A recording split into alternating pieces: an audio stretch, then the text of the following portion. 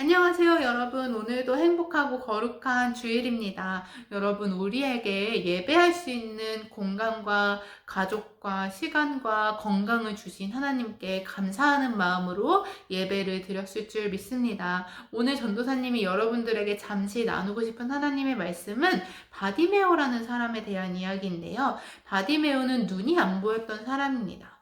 여러분, 전도사님은 눈이 안 보였던 사람이라는 생각을 하면 가장 첫 번째로 떠오르는 인물이 있는데 그 인물은 바로 헬렌 켈러입니다. 여러분, 헬렌 켈러는 눈이 안 보이고 귀도 들리지 않았던 사람입니다. 이 헬렌 켈러가 글을 하나를 썼는데 어떤 글이냐 하면 사흘 동안만 눈을 볼 수 있다면 이라는 글입니다. 그 글 안에 헬렌 켈러는 내가 평생이 아니더라도 정말 사흘 동안만이라도 내가 눈을 볼 수 있다면 이것도 하고 싶고 저것도 하고 싶고 했던 그런 마음들을 써내려갔던 글이 바로 이 글입니다. 여러분, 눈이 안 보이는 사람에게 가장 간절한 소원이 하나가 있다면 무엇일 것 같습니까? 바로 눈을 보게 되는 것입니다. 여러분, 오늘 전도사님이 여러분들과 나눌 하나님의 말씀의 주제는 바로 간절함입니다. 여러분, 우리가 믿음 생활을 하며 살아가는데 우리 믿음 생활 속에 정말 놓쳐서는 안 될 정말 중요한 것이 하나가 있다면 바로 이 간절함입니다. 왜냐하면 예수님께서 우리에게 뜨겁든지 차갑든지 하라 하셨기 때문입니다. 우리의 믿음이 미지근해서는 안 된다는 것입니다. 여러분, 성경에도 이 간절함을 가지고 예수님을 찾았던 인물이 나옵니다. 그 인물이 바로 바디메오입니다. 바디메오는 눈이 안 보였어요. 그리고 거지였습니다. 장님이고 거지였습니다. 이런 장님이고 거지였던 바디메오가 여리고에 예수님이 지나가신다는 소문을 들었어요. 그리고 예수님을 찾아갔습니다. 그리고 바디메오는 소리쳐 외쳤습니다. 예수님, 예수님 저를 도와주세요. 간절하게 주님을 찾았습니다. 그 간절함을 보신 예수님이 바디메오에게 이렇게 질문을 했습니다. 내가 너에게 무엇을 해주기 원하느냐라고 질문을 하셨습니다. 여러분, 보통 거지이고 장님이었던 바디메오가 사람들이 내가 널 뭘 도와줄까? 라고 물어보면 어떻게 대답했을 것 같아요? 거지였고 장님이었던 바디메오는 보통 한 푼만 주세요. 돈 하나만 주시면 안 돼요? 1달러만 주시면 안 돼요? 라고 얘기를 하지 않았을까요? 그런데 바디메오는 이상한 요구를 합니다. 예수님에게 한 푼만 주세요 라고 얘기하는 것이 아니라 내가 눈을 다시 볼 수 있게 되기 원합니다 라고 이야기를 합니다. 바디메오는 예수님이 나의 눈을 고쳐주실 수 있는 분이라는 믿음이 있었던 것입니다. 여러분, 이 바디메오의 믿음, 바디메오의 이 간절함을 통해 우리가 배워야 할 믿음의 자세가 있습니다. 첫 번째는 전도사님이 얘기했듯이 간절함입니다. 바디메오의 간절함을 우리가 배워야 합니다. 여러분, 성경에 기록된 것을 보면 사람들이 많이 모였는데 바디메오가 얼마나 예수님을 크게 찾았으면 모든 사람들의 소리를 뛰어넘어서 예수님께 들리게 되었다고 이야기하고 있습니다. 모든 군중의 소리보다 더 크게 예수님을 찾았던 거예요.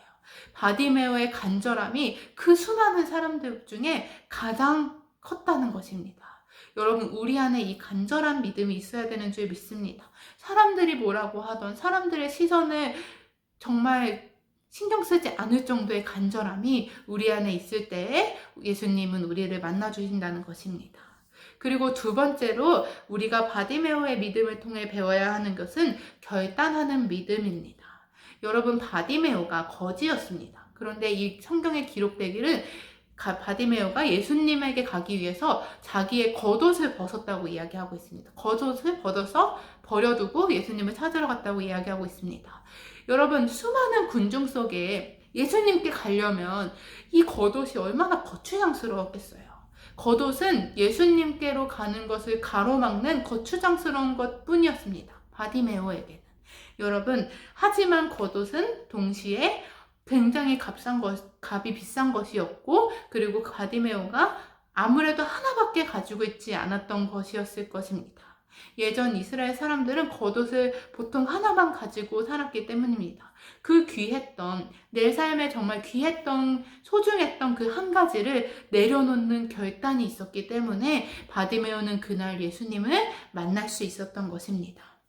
그리고 그 나로 하여금 예수님께로 가지 못하게 가로막는 그것, 내가 예수님께로 가려면 거추장스러운 그것, 그 하나를 내려놓을 수 있는 결단의 믿음이 바디메오 안에 있었기 때문입니다. 여러분, 그 결단의 믿음을 우리가 배워야 하는 줄로 믿습니다. 그리고 마지막으로는 예수님을 따르는 믿음이 있었습니다. 예수님께 바디메오는 치유함을 받았습니다. 바디메오가 눈을 뜨게 되었어요. 그런데 바디메오가 이 은혜만 받고 그냥 내가 보고 싶었던 거, 내가 하고 싶었던 거 하러 내 일상으로 돌아가는 것이 아니라 성경에 기록되어 있는 것은 바디메오가 예수님을 따랐다라고 기록하고 있습니다. 여러분, 바디메오는 은혜를 받았습니다. 그 은혜를 받은 것을 가지고 나의 유익과 나의 쾌락을 위해 사용하고 싶었을지도 모릅니다. 우리의 인간이기 때문에 그런 욕심이 있었을 거라고 전도사님은 생각합니다. 그럼에도 불구하고 예수님을 사랑했던 바디메오는 예수님을 따르기 시작했습니다.